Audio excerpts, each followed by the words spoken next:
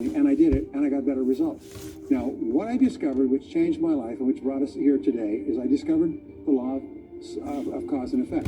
What it says is that everything happens for a reason, is that there are no causeless effects, is that even if we don't know what is causing the effect, we trace it back. We say that success is not an accident. Failure is not an accident. Success leaves tracks.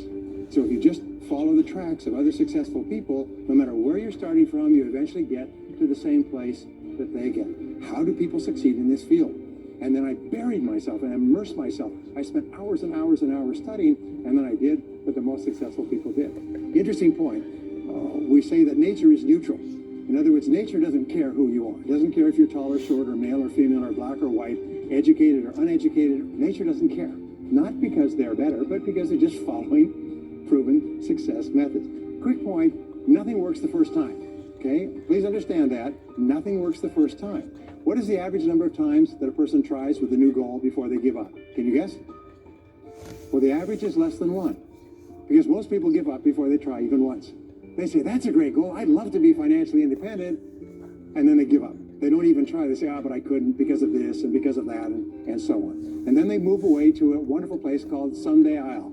Someday I'll start saving money. Someday I'll get out of debt. Someday I'll lose weight. Someday I'll start a business. Someday I'll get serious about my finances. And most people live on Someday I'll.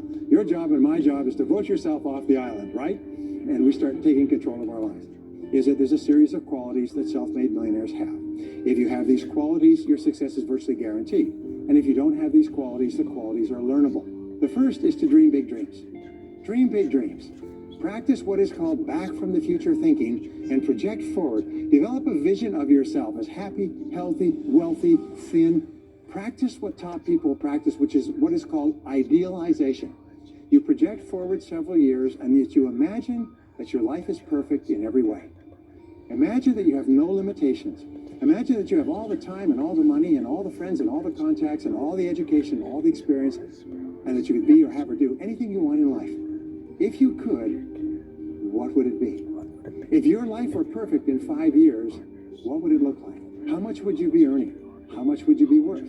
What kind of a family life would you have? What kind of health would you have? What kind of car would you be driving? What would your life be like if you could wave a magic wand and make it perfect in every way? Now, what we have found is this is the starting point of great riches, and it's the starting point of great success in life, is for you to have a dream or a vision of a wonderful future. Here's an exercise that we give people in our audiences, is take a sheet of paper and make up what is called a dream list.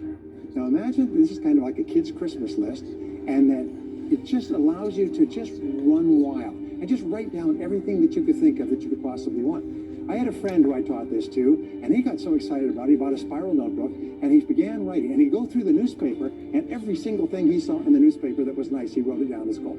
He ended up, first time through, with 330 goals. With the end of the month, he had 500 things that he wanted. The interesting thing was that his life exploded. Number two is to do what you love to do. Whenever you find people who are really successful in life, they're people who do what they love to do. They love their work. The great rule for success in life is to find something that you love to do and then find a way to make a living doing it. Now, when you find what you love to do, it'll be something that gives you energy, it motivates you, it enthuses you. It's probably something that you were meant to do from the time you were born. And when you ask self-made millionaires, what sort of work do you do? They'll often say, I've never worked a day in my life. I just do what I like to do. Number three is commit to excellence. Now, this is really, really important, and I had a hard time with this as a young man because I was never good at anything. I was never picked for any team, and if I was picked, I was the first person cut. I got lousy grades in every class. I got fired from multiple jobs, and then I discovered that all people who are successful are excellent at what they do. Being in the top 10% is where the money is. So what you have to do is you have to pay any price and make any sacrifice to get into the top 10% in your field. Now, here's the good news. If you're doing what you love to do, you will want to be in the top 10% in your field. If you don't want to be excellent at what you're doing, it means you're in the wrong field. It just means that you're marking time, you're treading water. And there's a lot of people who are in their field and they do their job and, they go home at night, they don't think about their work and so on. And this kind of an attitude means that you have no future. You have a very shaky present because if you're not doing what you love to do and throwing your whole heart into it, you're just marking time. But everybody is designed so that there is something that you love to do that you can do well. And the fact that you love it means that you probably have the ability to excel at it. So make this decision to get into the top 10%. And let me tell you what changed my life. Here I was struggling in my late 20s, and I learned this. It was a breakthrough thought. Is that everybody's in the top 10% started in the bottom 10%. Everybody who's doing well was once doing poorly. Everybody who's at the top of your field today was once not even in your field at all and didn't even know it existed. What that means is that if you're willing to pay the price and work hard and make the sacrifices, you can get into the top 10%. Now, how long does it take? It doesn't take a week or a month. To achieve mastery in your field takes 5 to 7 years. People say 5 to 7 years. Geez, I'll be 5 to 7 years older before I start enjoying the big rewards. Well, how much older will you be in 5 to 7 years? The time is going to pass anyway. The time is going to pass. 5 to 7 years from now, 5 to 7 years will have passed. The only question is, are you going to be at the top of your field, or are you still going to be down there with the mediocre 80%? And the wonderful thing is this is nobody's better than you, and nobody's smarter than you. If anybody else is at the top of the field, it means that you can be at the top of your field. Just go to them and find out how they got there, because they started at the bottom. Now, it may take longer for some people and less for others, but everybody who puts one foot in front of the other and keeps moving eventually gets there.